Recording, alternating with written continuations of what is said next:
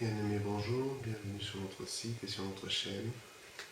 Donc le sujet d'aujourd'hui c'est Born Again, la nouvelle créature. Nous allons commencer par la prière préliminaire que j'aime bien faire. Donc prends ta Bible, prie avec moi et pense ces mots. Amen. Voici ma Bible. Tout ce qu'elle dit que je suis, je le suis. Tout ce qu'elle dit que j'ai, je l'ai. Tout ce qu'elle dit que je peux faire, je peux le faire. Je suis la justice de Dieu en Christ. Je puis tout par Christ qui me fortifie. Je suis sur le point de recevoir la semence éternelle, la parole de mon Dieu. Je ne serai plus jamais le même au nom de Jésus-Christ. Amen. Donc ce sujet, Born Again, la nouvelle créature. Donc Born Again, ça veut dire né de nouveau. Donc en anglais. Et pourquoi ce sujet donc on remarque qu'il y a des chrétiens qui marginalisent d'autres chrétiens, des gens d'autres dénominations, en disant que ce sont des born again. Ceux-là, c'est des nés de nouveau. Et donc, c'est important de voir ce que Jésus en dit. Amen. Et donc, dans Jean 3,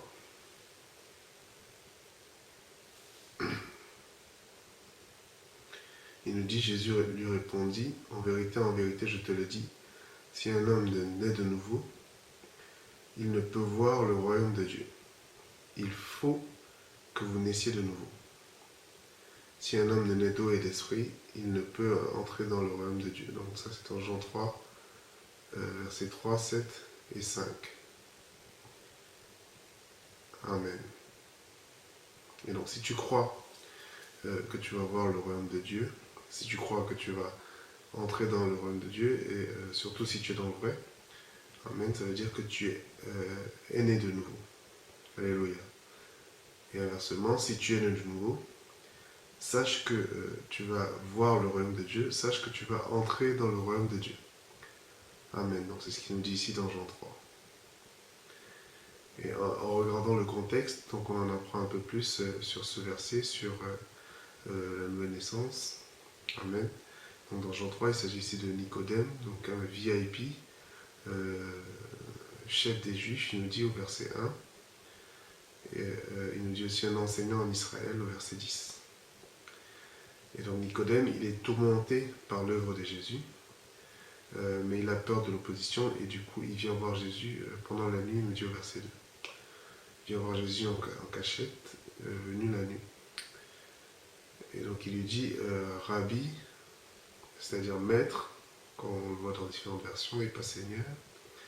Il dit, Rabbi, nous savons que tu es un docteur venu de Dieu, car personne ne peut faire les miracles que tu fais si Dieu n'est avec lui. Et donc c'est à cela que Jésus lui répond, il faut naître de nouveau. Et donc on remarque ici que tu peux être un VIP, tu peux être un enseignant de la loi, tu peux être un président.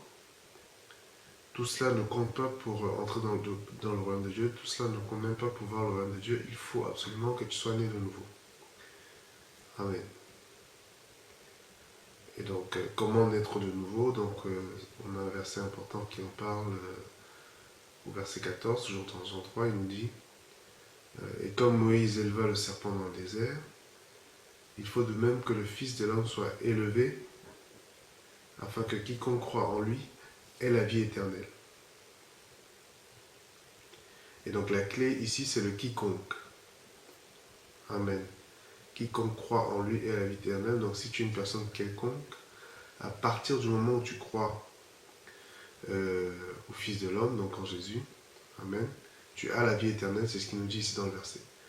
Et c'est quelque chose qui se répète aussi dans plusieurs passages dans la parole. On le voit par exemple, donc des passages qui montrent que le salut, donc être sauvé, avoir la vie éternelle, ça veut dire croire en Jésus. Il nous dit par exemple ici dans Jean 3, 16, il nous dit la même chose. Donc un verset très connu, car Dieu a tant aimé le monde qu'il a donné son Fils unique afin que quiconque croit en lui ne périsse point. Donc si tu crois en lui, tu ne péris point, amen. Mais ait la vie éternelle. Donc non seulement tu ne péris point, amen, mais en plus tu as la vie éternelle, parce que tu as cru en lui. Il nous redit aussi la même chose dans Romains 10, donc verset 9 à 11. Si tu confesses de ta bouche le Seigneur Jésus, non pas le Maître Jésus, mais le Seigneur Jésus, Amen. Et si tu crois dans ton cœur que Dieu l'a ressuscité des morts, tu seras sauvé. Car c'est en croyant du cœur que l'on parvient à la justice, et c'est en confessant de la bouche que l'on parvient au salut, selon ce que dit l'Écriture. Quiconque croit en lui ne sera point confus. Il nous redit aussi dans Acte 16, 31, crois au Seigneur Jésus, et tu seras sauvé, toi et ta famille, et tu seras sauvé, toi et ta maison, en fonction des versions. Donc on voit ici que la clé, ça commence par croire en lui, croire au Seigneur Jésus, Amen. Et ensuite, on est sauvé ou on a la vie éternelle. Donc c'est deux choses qui vont ensemble ici. Amen. Et donc, croire au Seigneur Jésus, ça implique croire que Jésus-Christ est le Messie, le Fils unique venu de Dieu, et que Dieu a ressuscité les morts pour nous sauver de la perdition, pour nous sauver de la damnation éternelle, pour nous sauver de la colère de Dieu. Amen. Et c'est aussi croire que Jésus-Christ est Seigneur et non pas roi, Amen, et non pas maître. Et donc Seigneur, ça implique une autorité suprême, celui qui a le dernier mot dans ta vie et dans ma vie. Amen. Et donc le mot grec ici qui est utilisé, c'est kurios, donc une autorité suprême, par exemple un roi ou un empereur. Ça veut aussi dire de croire que Jésus-Christ est Dieu. Parce qu'il y a des doctrines et des religions, des doctrines chrétiennes ou des religions où Jésus n'est pas le Fils de Dieu, où Jésus n'est pas mort, Jésus n'est pas ressuscité. Mais le salut n'est pas dans ces croyances-là. Le salut, c'est vraiment dans le fait de croire que Jésus-Christ est mort et ressuscité et qu'il est le Fils de Dieu. Amen. Alléluia. Et donc la parole nous enseigne une analogie, comme on l'a vu dans Jean 3, entre Jésus mort à la croix et élevé. Amen. Il nous dit dans Jean 3. Et le voir sur la croix élevé donne la vie éternelle. Et donc on a une analogie entre ça et Moïse qui a élevé le serpent dans le désert. Et les gens, donc on va le voir tout à l'heure, dans Nombre 21, c'est dans Nombre 21 que se passe cette histoire. Donc les enfants d'Israël étaient dans le désert et ils n'arrêtaient pas de murmurer et de se plaindre, en dépit de la constante faveur et en dépit de la constante provision de Dieu.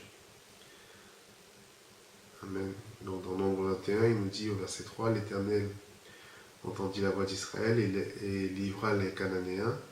On les dévoie par interdit, eux leur ville, et on nomma ce lieu Horma. Donc là, on a une image de la constante faveur et la constante provision de Dieu.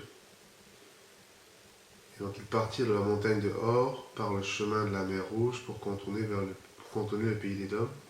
Le peuple s'impatienta en route et parla contre Dieu et contre Moïse. Pourquoi nous avez-vous fait monter hors d'Égypte, pour que nous mourions dans le désert, car il n'y a point de pain, il n'y a point d'eau et notre âme est dégoûtée par cette misérable nourriture. Et donc la misérable nourriture ici, c'est la manne, la parole nous dit dans les psaumes, le pain des champions, le pain qui descend du ciel, donc l'image du Seigneur Jésus.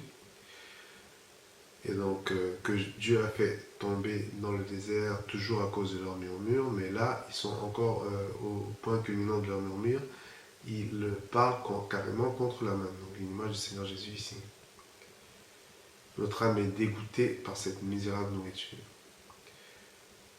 Alors le Seigneur envoya contre le peuple des serpents brûlants. Donc l'Éternel envoya ici, c'est en hébreu, on a des temps permissifs et des temps causatifs. Et donc ici c'est un temps permissif, ça veut dire que Dieu n'avait pas des serpents brûlants envoyés sur ses enfants, mais à cause de leur murmure, ils se sont éloignés de Dieu et ils se sont éloignés de la protection de Dieu, si bien que les serpents qui étaient déjà là dans le désert les ont mordus. Amen. Donc, ils se sont éloignés de la protection et ça a permis à ce que les serpents les mordent. Amen. Donc, ils mordirent le peuple et il mourut beaucoup de gens en Israël. Le peuple vint à Moïse et dit, nous avons péché car nous avons parlé contre l'Éternel et contre toi. prie l'Éternel afin qu'il éloigne de nous ces serpents. Moïse pria pour le peuple, verset 8, l'Éternel dit à Moïse, fais-toi un serpent brûlant, donc il est là le serpent, place-le sur une perche, et quiconque aura été mordu et le regardera conservera la vie. Moïse fit un serpent d'airain, et le plaça sur une perche, et quiconque avait été mordu par un serpent et regardait le serpent d'airain conservait la vie. Amen. Gloire à Dieu. Et donc le serpent d'airain ici, qui nous dit aussi le serpent brûlant, c'est en fait un serpent en bronze. Le serpent d'airain, c'est le serpent de bronze, donc dans d'autres versions, tu verras à la place du serpent d'airain un serpent de bronze. Et le bronze, c'est l'image du jugement divin. Amen. Donc il n'y a pas de détails insignifiants dans la Bible. Même les métaux ont une signification. Le bronze, c'est l'image du jugement divin. Donc on voit par exemple dans la construction de l'autel du tabernacle, qui reçoit le feu du jugement divin, par Exode 25, et donc l'autel du tabernacle en bronze. Donc le bronze, c'est une image du jugement divin, c'est assez reconnu par les spécialistes. Et donc Jésus sur la croix, c'est le symbole du serpent qui a été jugé. Amen. Et donc la parole nous dit ici que quiconque a été mordu, qui regarde au serpent d'airain, ça veut dire que quand tu regardes à Jésus sur la croix, amen, tu te rappelles que le diable a été jugé, et donc le diable qui te tourmente a été jugé, ce qui annule complètement son pouvoir. Alléluia. Et donc la morsure qui t'a fait, qui était censée te donner la mort, perd ses effets et tu conserves la vie. Amen. C'est pour ça qu'il nous dit ici, quiconque a été mordu regardera et conservera la vie. Alléluia. Et donc c'est pour ça qu'il y a une analogie entre le serpent d'airain et Jésus élevé sur la croix. Et c'est là le symbolisme de cette parabole. Gloire à Dieu. Et donc c'est quoi sauver? C'est quoi le salut? Donc on va voir la signification dans le lexique hébreu et grec. L'Ancien Testament est écrit en hébreu et le Nouveau Testament est écrit en grec. Donc en hébreu, le mot salut ou être sauvé, c'est un mot très compliqué, c'est le mot Yeshua en hébreu. Donc Yeshua en hébreu, ça veut dire salut, délivrance, et c'est ce qui a donné le nom de Jésus, Yeshua. Son nom veut dire salut, son nom, le nom de Jésus veut dire délivrance. Gloire à Dieu. Et on peut aussi le voir dans Matthieu 1, 21 en français, dans la version Martin, et où il nous dit, elle enfantera, quand l'ange est apparu aux parents de Jésus, il dit, elle enfantera un fils, et tu appelleras son nom Jésus, car il sauvera le peuple de ses péchés. Elle enfantera un nom, tu l'appelleras Jésus, car il sauvera. Amen. Donc, c'est parce qu'il s'appelle salut qu'il sauvera. C'est pour ça qu'il y a un car ici. Donc dans Matthieu 1, 21. Et donc Yeshua dans le lexique de Strong, donc c'est un lexique aussi très utilisé par les spécialistes. Donc soit c'est Young, Strong, Crudence. Donc on se base ici sur le lexique de Strong. Avec un guide des codes, donc dans ce lexique. Donc le code de Yeshua c'est H344. Donc en fonction de la source, la prononciation la prononciation et la phonétique peuvent être différentes, mais le code est assez constant. Donc Yeshua, la signification dans le lexique de Strong, c'est salut, délivrance, bien-être, prospérité, amen, délivrance, salut par Dieu, victoire. Gloire à Dieu. Et donc dans le Nouveau Testament, le mot qui est utilisé pour salut ou être sauvé, c'est le mot soteria. On peut aussi voir sozo, donc soteria c'est le nom et sozo c'est le verbe, sauver. Et donc soteria dans le lexique de Strong, c'est G4991. Et donc ça veut dire délivrance, conservation, sûreté, amen, sécurité, salut, délivrance des ennemis qui molestent, ce qui apporte aux âmes la sécurité, possession actuelle, salut futur, quadruple salut, être sauvé de la sanction, du pouvoir, de la présence et plus important du plaisir du péché. Tout cela c'est inclus dans le mot salut, tout cela ça fait partie du nom du Seigneur Jésus. Amen. Gloire à Dieu. Et donc ce mot est utilisé par exemple quand on voit dans dans Exode 14, quand les enfants d'Israël sont arrivés devant la mer Rouge, et que l'armée de Pharaon pressait par l'arrière. Amen. Moïse a prié à l'Éternel. Et après, il nous dit, dans Exode 14, 13, Moïse répondit au peuple, ne craignez rien, restez en place. Donc ici, une image du salut que le Seigneur, du repos que le Seigneur nous enseigne. Restez en place et regardez la délivrance que l'Éternel va vous accorder en ce jour, car les Égyptiens que vous voyez aujourd'hui, vous ne les verrez plus jamais. Donc, regardez la délivrance. Le mot ici, c'est Yeshua. Amen. Reste dans le repos et regarde à Jésus et après les Égyptiens. Donc, une image ici de Satan et de ses démons. Amen. Que tu vois aujourd'hui, tu ne les verras plus jamais. Gloire à Dieu. Donc une autre partie, donc un autre verset qu'on s'est utilisé, c'est dans Ésaïe 61. Ésaïe 61, verset 10, donc on l'a vu dans le premier message. Je me réjouirai en l'Éternel. Mon âme sera ravie d'allégresse en mon Dieu, car il m'a revêtu des vêtements du salut, il m'a couvert du manteau de la délivrance, comme le fiancé qui sort d'un diadème, comme la fiancée qui se part de ses joyaux. Donc le manteau de la délivrance, ici en fait c'est le manteau de la justice, le manteau de justice. On le voit dans la version originelle. Mais par contre, il m'a revêtu des vêtements du salut, ici c'est Yeshua. Il m'a revêtu des vêtements de Jésus. Amen. Et donc le vêtement de Jésus, ça va avec le manteau de justice. Gloire à Dieu. Et donc c'est une nouvelle qui te rend extrêmement joyeux. Et maintenant dans le Nouveau Testament, dans la partie en grec, on le voit aussi dans Luc 2. Donc c'est l'histoire de Siméon, donc un ancien de la synagogue, qui était présent quand Marie et Joseph sont emmenés Jésus pour la consécration. Et donc l'Éternel était apparu en songe et il nous dit dans Luc 2, 26, il avait été divinement averti par le Saint-Esprit qu'il ne mourrait point avant d'avoir vu le Christ du Seigneur. Amen. Et donc quand ils sont arrivés avec Jésus pour la consécration, il a regardé Jésus et après il nous dit au verset 29, « Maintenant Seigneur, tu laisses ton serviteur s'en aller en paix selon ta parole. » Verset 30, « Car mes yeux ont vu ton salut. » Car mes yeux ont vu ton sotéria, donc en grec. Donc en étant dans une synagogue ici en plus, il a probablement parlé en hébreu, donc il a probablement dit Yeshua. Car mes yeux ont vu ton Yeshua. Gloire à Dieu.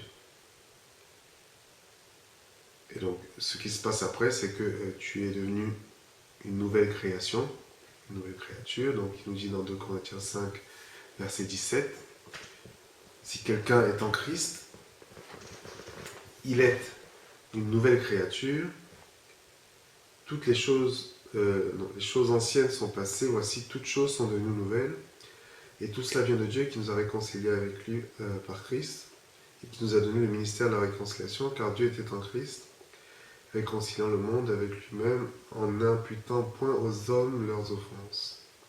Il a mis en nous la parole de la réconciliation. Amen. Donc il nous dit ici que tu es une nouvelle créature et que les choses anciennes sont passées. Parce que tu es en Christ. Gloire à Dieu. Et donc les choses anciennes qui sont passées, ça inclut toutes les malédictions qui te viennent de ton ancienne nature quand tu n'étais pas en Christ. Amen. Toutes les malédictions qui venaient du fait que tu es le descendant d'Adam, comme on a vu dans le premier message, donc, comme il explique dans Romains 5. Ça inclut aussi les malédictions générationnelles, par la même occasion. Toutes ces choses-là sont passées, donc elles n'ont plus d'emprise sur toi. Amen. Toutes choses sont devenues nouvelles, ça veut dire que tu es maintenant dans une nouvelle relation spirituelle avec Dieu. Et donc, tout ça n'a plus aucune influence sur toi, sur ta vie, sur ton passé, sur tes enfants. Gloire à Dieu. Et donc, quand on dit que le salut, la délivrance, c'est une délivrance de quoi? C'est une délivrance, premièrement, des combats contre l'ennemi. On le voit dans l'histoire de Jéricho, donc la prise de Jéricho, où quand on regarde bien cette histoire, ils n'ont pas vraiment réalisé de réels combats, ils n'ont pas eu à mettre beaucoup d'efforts pour prendre la ville de Jéricho. Il nous dit dans Josué 6, au verset 5, donc c'est l'Éternel qui parle à Josué, il nous dit quand ils sonneront de la corde retentissante, quand vous entendrez le son de la trompette, tout le peuple poussera des grands cris, alors la muraille de la ville s'écroulera, le peuple montera chacun devant soi. Et donc c'est effectivement arrivé, verset 16, à la 7e fois. Comme les sacrificateurs sonnaient les trompettes, Josué dit au peuple, poussez des cris, car l'Éternel vous a livré la ville. Ils n'ont pas encore pris la ville, mais l'Éternel vous a déjà livré la ville. Gloire à Dieu. Verset 20, le peuple poussa des cris, les sacrificateurs sonnèrent des trompettes. Lorsque le peuple entendit le son de la trompette, il poussa de grands cris, la muraille s'écroula. Amen. Et donc on le voit aussi dans l'histoire des 4 lépreux, donc dans 2 Rois 6, donc l'histoire où il y avait la famine, on dit au verset 25, qu'il y a eu une grande famine dans Samarie, et il la serrait tellement qu'une tête d'âne valait 80 cycles d'argent, et qu'un quart de câble de fiente de pigeon, 5 cycles d'argent. Le quart d'un câble de fiente de pigeon. Et donc on voit bien ici que c'est la récession, vu le prix de la tête d'âne avec ce qu'il y a comme chair dessus. Amen. Et le prix aussi de la fiente de pigeon, quand on compare avec Jérémie, où un terrain entier valait 17 cycles d'argent, donc dans Jérémie 32.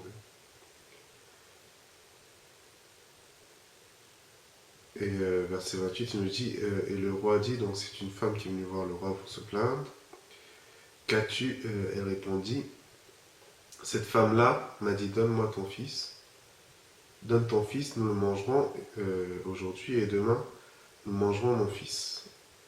Et donc, on voit ici que c'est tellement la récession que les femmes en venaient à manger leurs enfants. Amen. Donc ça confirme aussi le fait que, parce qu'il y a certains commentateurs qui disent que la fiente de pigeon c'était des légumes, et donc je pense que c'était vraiment de la fiente de pigeon quand on voit le prix 5 cycles d'argent en comparaison à la tête d'âne et au fait que les femmes en venaient à manger leurs enfants. Donc au chapitre suivant, de Roi 7, verset 1, la parole de l'Éternel est arrivée.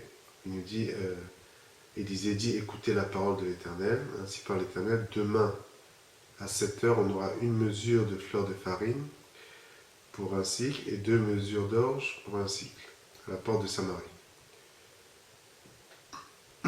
Verset 2, donc l'officier du roi est dans l'incrédulité, et il nous dit au verset 2, l'officier du roi sur lequel...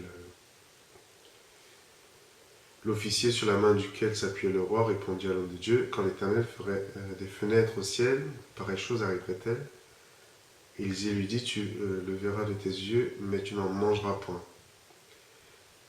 Donc une image ici du diable, amen, qui va à l'encontre de la promesse de Dieu et qui essaie de convaincre son entourage que c'est impossible et que la parole de Dieu est fausse.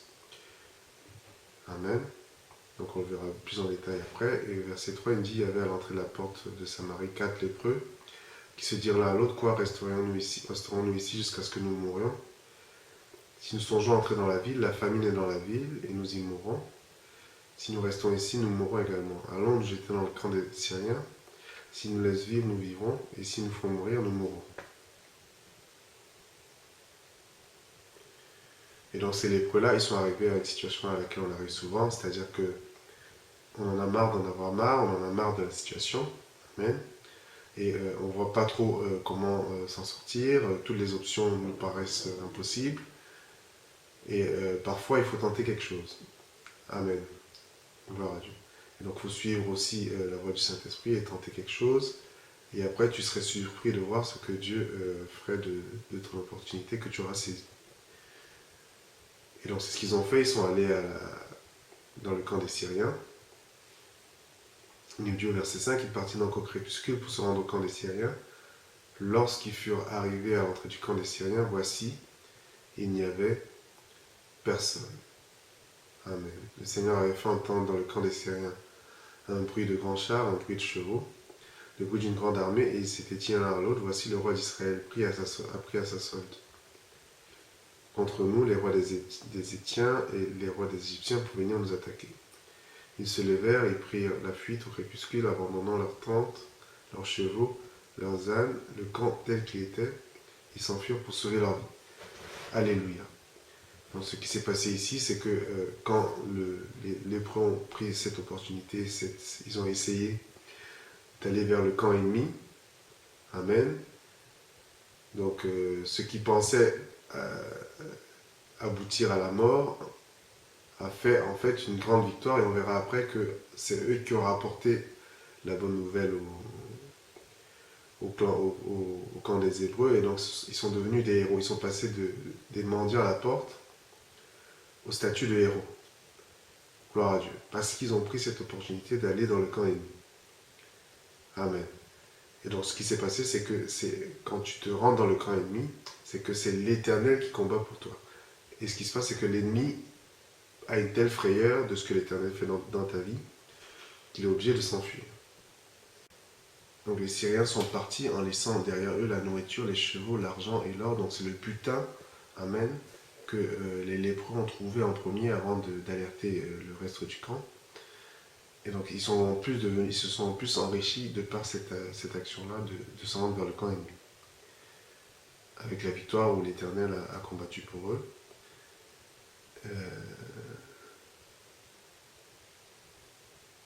Et donc voilà, pour l'histoire des 4 lépreux. Et donc la délivrance, c'est aussi une délivrance des circonstances insurmontables. Donc on le voit avec l'histoire de la mer Rouge, où tu arrives dans une voie sans issue, où tu ne vois pas l'issue, et le diable est en train de presser par l'arrière. Et l'Éternel crée une voie alors qu'auparavant il n'y avait pas de voie. Et donc quand tu t'y engouffres, l'ennemi essaie de te suivre, et la voie même que l'Éternel a créée pour que tu passes, amen, quand l'ennemi essaie de s'y engouffrer, il est englouti, amen, par l'œuvre de l'Éternel également. Gloire à Dieu. Amen. Et c'est aussi une délivrance de l'ennemi de nos âmes. Une délivrance dans le siècle présent, comme il nous dit dans Galates 1,4, il nous dit Jésus s'est donné lui-même pour nos péchés, afin de nous arracher au présent siècle mauvais, selon la volonté de notre Dieu et Père. Donc nous arracher au présent siècle mauvais. Donc c'est une délivrance qui se fait maintenant, qui n'attend pas qu'on soit dans l'éternité, amen, pour être délivré du diable, du présent siècle mauvais. Amen. Et en plus, il nous dit aussi que une autre chose, que Satan est désarmé par l'œuvre du Christ. Amen. Il n'y a plus jamais de condamnation pour ceux qui sont en Christ. Donc il nous dit dans Romains 8.1, il n'y a donc maintenant aucune condamnation pour ceux qui sont en Christ. Gloire à Dieu. Et en plus, on est pardonné de toutes nos fautes, absolument toutes nos fautes. Il nous dit dans Colossiens 2.13, il vous a vivifié ensemble avec lui, nous ayant pardonné toutes nos fautes. Et donc, il y a cette histoire d'un pasteur qui lisait la Bible et qui arrive sur ce verset, donc Colossiens 2.13, nous ayant pardonné de toutes nos fautes, et le Seigneur lui a parlé, il lui a dit, est-ce que tu crois vraiment que je t'ai pardonné de toutes tes fautes? Et donc il se rend compte qu'il n'avait pas fait attention à ce verset, et il dit, non, c'est vrai Seigneur, je ne m'en étais pas rendu compte de mémoire. Et donc le Seigneur lui a dit que moi, je t'ai pardonné de toutes tes fautes, mais la raison pour laquelle tu es resté dans la servitude, c'est que toi, tu ne te les as jamais pardonnées.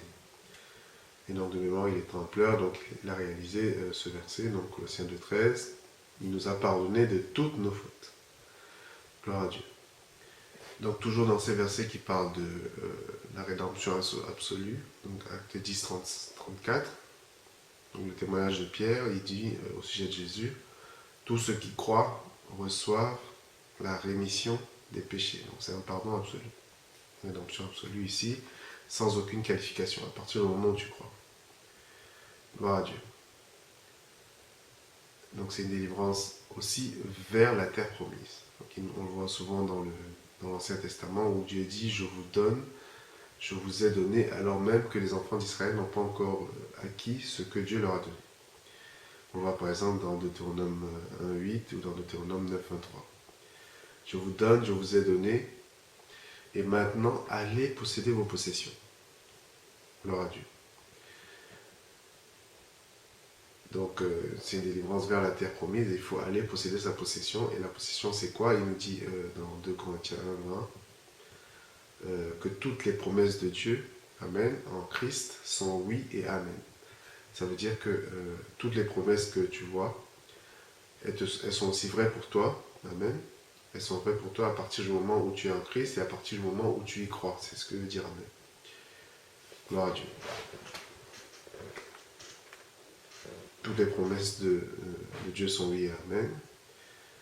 Il nous dit aussi dans Romains 5.19, il nous dit que nous recevons, on l'a vu dans le premier message, l'abondance de grâce, ceux qui reçoivent l'abondance de grâce et du don de justice pour régner dans la vie. Donc la promesse c'est aussi que nous soyons des rois, Amen, que nous régnions dans la vie, présentement, gloire à Dieu, avec tout ce que cela implique. Donc des promesses qui sont incluses de provision abondante et de santé divine. Amen.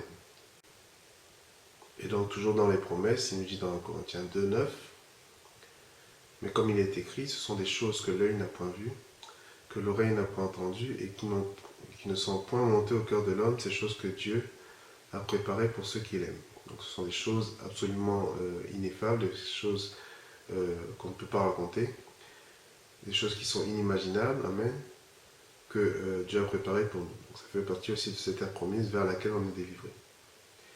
Gloire à Dieu. Donc dans Habakkuk 1, verset 5, c'est dans le même esprit. Il dit, jetez les yeux parmi les nations, regardez et soyez pris d'étonnement et d'épouvante, car je vais faire en vos jours une œuvre que vous ne croiriez pas si on vous la raconter. Gloire à Dieu. Alléluia. Et donc en plus, une fois que tu es en Christ, tu es vraiment libre. Amen. Donc il nous dit dans Jean 8, verset 36, celui que le Fils a franchi est vraiment libre. Et donc ce n'est pas le cas sans Jésus, et donc on croit qu'on est libre sans Jésus, mais en fait on est esclave de choses qui nous dominent, ce qui n'est pas le cas en Christ, Amen, gloire à Dieu. Donc il nous dit dans Jean 36, celui que le Fils a franchi est vraiment libre. Et en plus on est libéré de la loi du péché et de la mort, il nous dit dans Romains 8.2, en effet, la loi de l'esprit de vie en Jésus-Christ m'a affranchi de la loi du péché et de la mort. Amen. Donc il y a cette histoire avec John G. Lake dans un contexte épidémique. Donc il touchait les malades avec... il n'avait pas de gants même quand il touchait les malades. Et donc les scientifiques lui ont demandé ce qu'ils prenaient. Et il leur a répondu, je prends ce verset, en gros, Romains 8.2, la loi de l'esprit de vie en Jésus-Christ m'a affranchi de la loi du péché et de la mort. Et donc les scientifiques ne comprenaient pas, donc il a dit prenez des cellules de ma peau et mettez-les au microscope. Et donc mettez-les au microscope et mettez des cellules atteintes à proximité.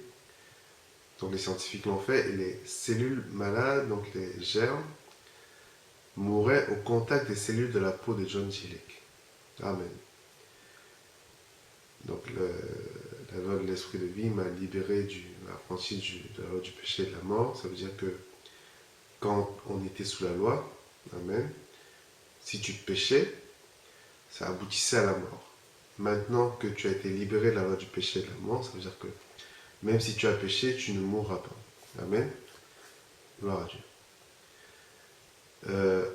En plus, on est libéré de tout fardeau. Il nous dit dans Matthieu 11, 28, venez à moi, vous tous qui êtes fatigués et chargés, et je vous donnerai du repos. Prenez mon joug sur vous et recevez mes instructions, car je suis doux et humble de cœur, et vous trouverez du repos pour vos âmes, car mon joug est doux et mon fardeau est léger. Amen. Donc on est libéré de tout fardeau. L'œuvre de Christ inclut aussi le fait qu'on puisse déposer sur lui, au pied de sa croix, ou lui donner tous nos soucis. Amen. Il nous dit aussi dans Pierre 5,7, déchargez-vous sur lui de tous vos soucis, car lui-même prend soin de vous. Amen. Donc les soucis et les fardeaux, on les rejette, on les renvoie dans ses mains percées. Amen. Et c'est lui qui arrive à les dénouer. Parce qu'on n'a pas la force en nous-mêmes de les dénouer. Donc on prie, on dit Seigneur, je remets entre tes mains ce fardeau. Amen. Gloire à Dieu. Et donc on est délivré de la maladie. Donc si on est appelé à régner dans la vie, si on est appelé à être héritier du monde, c'est pas facile d'être héritier du monde et de régner dans la vie si on est tout le temps affalé sur un lit à cause d'une maladie, si on est incapable même de se nourrir. Alors donc si Dieu te donne la promesse que tu vas régner sur le monde, ça veut dire que le Dieu qui est omnipotent, dans cette promesse est inclus aussi une promesse inférieure de santé divine. La même chose pour la prospérité, la provision abondante. C'est pas facile de régner sur le monde, de dominer le monde, d'être héritier du monde, de régner dans la vie. Si on est tout le temps fauché, si on n'arrive pas à payer son loyer, si on n'est même pas héritier de son appartement, si on doit fuir tout le temps pour esquiver les propriétaires à cause de problèmes financiers. Non, si le Dieu omnipotent te donne la promesse d'être héritier du monde, ça veut dire que dans cette promesse, ça inclut la promesse de provision abondante pour accomplir son instruction de dominer sur le monde. Amen. Gloire à Dieu.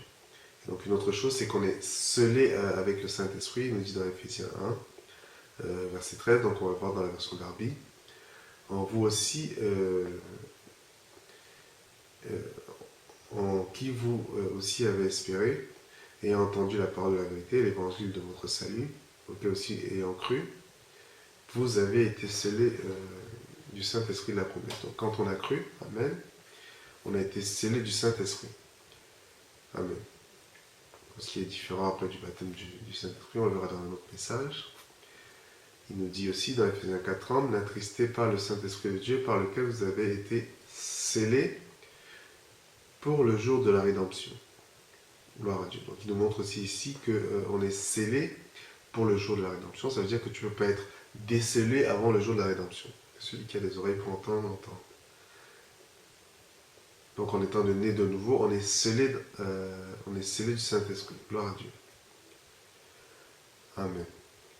Et donc le Seigneur nous donne aussi un corollaire du fait d'être sauvé, le pouvoir de chasser les démons et de purifier les lépreux. Il nous dit dans Marc 16, verset 17, « Voici les miracles qui accompagneront, non pas les pasteurs, non pas les grands hommes de Dieu, les miracles qui accompagneront ceux qui auront cru.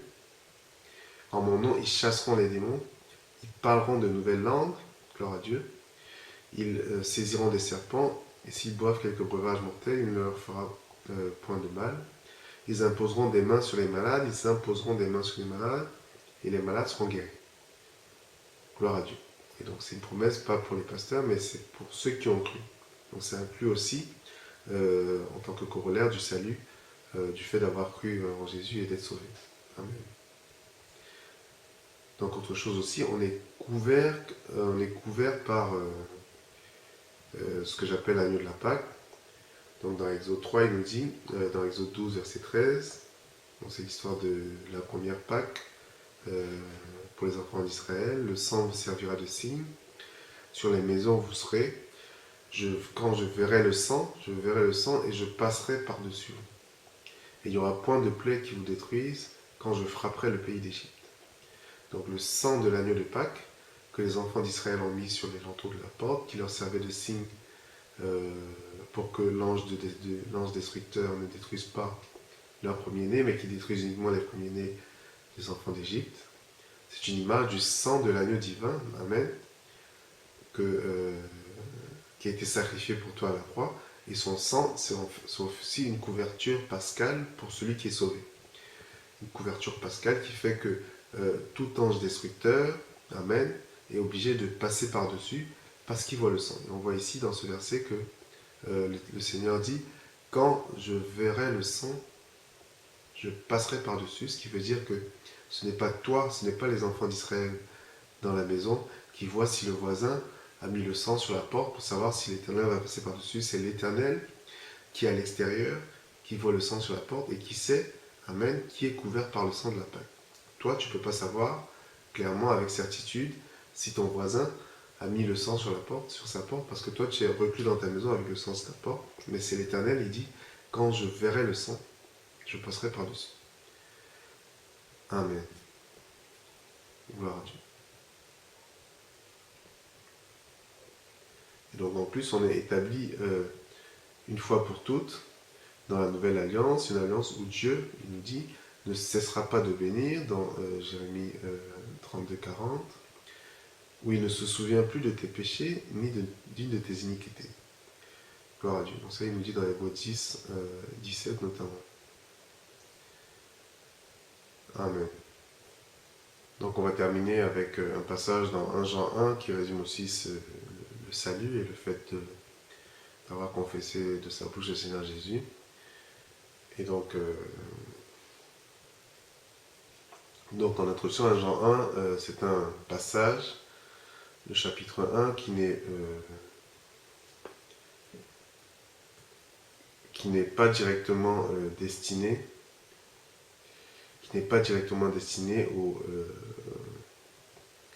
aux croyants, parce qu'en fait c'est une époque où il y avait du gnosticisme dans l'Église, donc c'est une secte qui croit que en fait, les membres de cette secte croient qu'ils n'ont pas de péché en eux, qu'ils sont des dieux. Et donc c'est une secte qui avait dans l'Église à cette époque-là. Et donc le 1 Jean 1, on voit clairement que ça s'adresse directement à eux. Il nous dit, par exemple, dans 1 Jean 1, 9, si nous disons que nous n'avons pas péché, nous nous séduisons nous-mêmes et la vérité n'est point en nous. Donc là, on voit qu'il s'adresse directement aux gnostiques. Il dit aussi au verset 10, si nous disons que nous n'avons pas péché, nous le faisons menteur, donc Jésus, et sa parole n'est point en nous. Gloire à Dieu. Donc là, il s'adresse directement aux gnostiques. Donc le verset qui est au milieu, c'est le verset 9, il nous dit, si nous confessons nos péchés, donc il leur dit ce qu'il faut qu'ils fassent, mais qui est aussi vrai pour nous qui avons confessé nos péchés, gloire à Dieu, si nous confessons nos péchés, il est fidèle et juste pour nous les pardonner et pour nous purifier de toute iniquité. Amen. Et donc on voit bien que 1 Jean 1 n'est pas écrit directement aux croyants, parce que dans 1 Jean 2, il commence 1 Jean 2 par mes chers enfants, de mémoire, mes très chers enfants. Et donc c'est quelque chose, c'est une salutation avec laquelle on commence souvent les épîtres aux croyants. Et donc là, dans 1 Jean, c'est à partir du chapitre 2 qu'on le voit. On ne le voit pas dans 1 Jean 1, ce qui pousse encore à démontrer que le chapitre 1 n'est pas destiné directement aux croyants. Mais la vérité demeure au verset 9, c'est qu'il est fidèle et juste. Amen. Quand nous confessons nos péchés, il est fidèle et juste pour nous les pardonner. Il est fidèle et juste pour nous purifier de toute iniquité. Et donc quand on nous dit qu'il est fidèle, amen, pour nous pardonner, ça veut dire que chaque fois que la condition va être remplie, il va le faire. Amen. Chaque fois que la condition va être remplie, il va le faire. Donc il n'y a pas de fois où Dieu ne te pardonne pas tes péchés, parce qu'il est fidèle à sa parole, il est fidèle et dans son œuvre. Il est juste pour nous pardonner nos péchés. Ça veut dire que il ne le fait pas pour Jean et pas pour Paul. Il ne fait point exception de personne aussi dans cela. Il est juste parce qu'il a un fondement juste, il a un fondement légal pour pardonner et pour purifier de toute iniquité. Qui fait qu'il peut le faire pour tous ceux qui ont cru. Amen. En étant juste. Gloire à Dieu. Donc comme dirait le pasteur Joseph Rins, Dieu est juste quand il rend le pécheur juste. Et donc on disait qu'il n'y a pas de détails insignifiants dans la Bible. Même les temps sont importants. Donc il y a des temps qui sont souvent utilisés. On va prendre un exemple dans la vie courante, et en français pour simplifier. Si tu es supposons que tu sois en famille le soir et que vous soyez en train de manger, et ta belle-mère t'appelle. Gloire à Dieu, l'enfant de Dieu aime sa belle-mère comme lui-même. Donc ta belle-mère t'appelle pendant que vous êtes en train de manger, et elle te demande ce que vous faisiez, et tu lui réponds, on mangeait. Amen. Donc là, tu vas utiliser l'imparfait. L'imparfait, et donc le temps correspondant dans le grec, dans la langue originelle du Nouveau Testament. Ouais, dans la langue correspondante, c'est aussi l'imparfait, le temps imparfait. Donc, pour simplifier, on va dire que tu as effectué une action imparfaite, c'est-à-dire que dans le temps en grec, ils disent que c'est une action que tu as commencée dans le passé et qui s'est interrompue, amen, mais qui va continuer, qui s'est continué, qui s'est prolongé dans le parfait, qui s'est prolongé, qui a des répercussions encore maintenant, qui se prolongent. Amen. Donc, elle s'est interrompue quand on t'a appelé, c'est là que vous vous êtes arrêté de manger.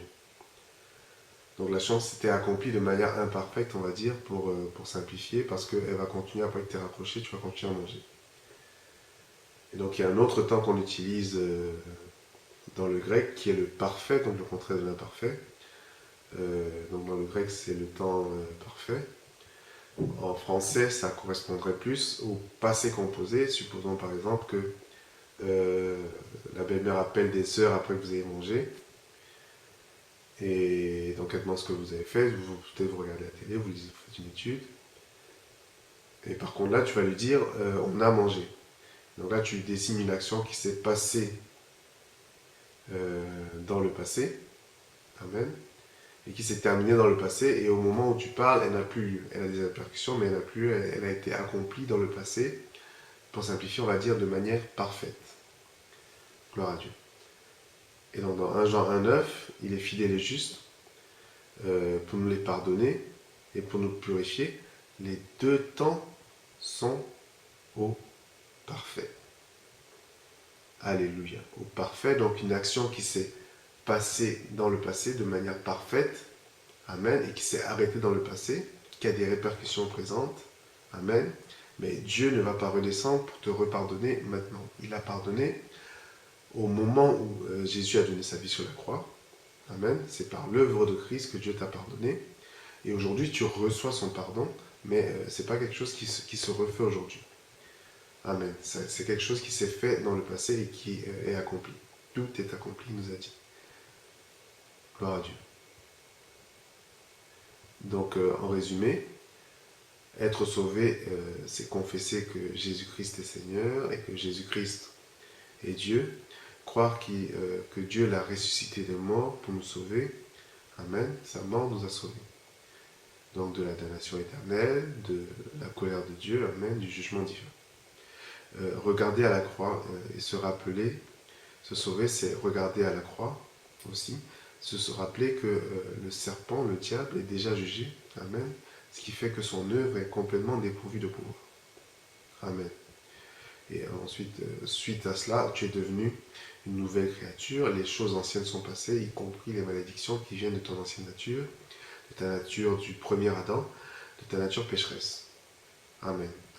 Donc toutes choses sont devenues nouvelles, ça veut dire que les choses nouvelles qui viennent de ta nouvelle nature, de ta nature spirituelle, de ta nature en Christ, amen. Donc les bénédictions qui sont attachées à l'œuvre parfaite de Christ sont maintenant ton partage. Gloire à Dieu. Et donc la délivrance, c'est le nom de Jésus, et c'est une délivrance que Dieu effectue. Il nous délivre des combats le plus souvent, sans qu'on ait à fournir d'efforts pour la bataille, parce que c'est lui-même qui combat nos combats. Gloire à Dieu. Donc, médite encore sur ce message. Laisse un message sur notre site ou sur notre chaîne. N'abandonne pas la grâce de Dieu. Et rappelle-toi, c'est par la foi et la persévérance qu'on hérite les promesses. Que Dieu te bénisse. Amen.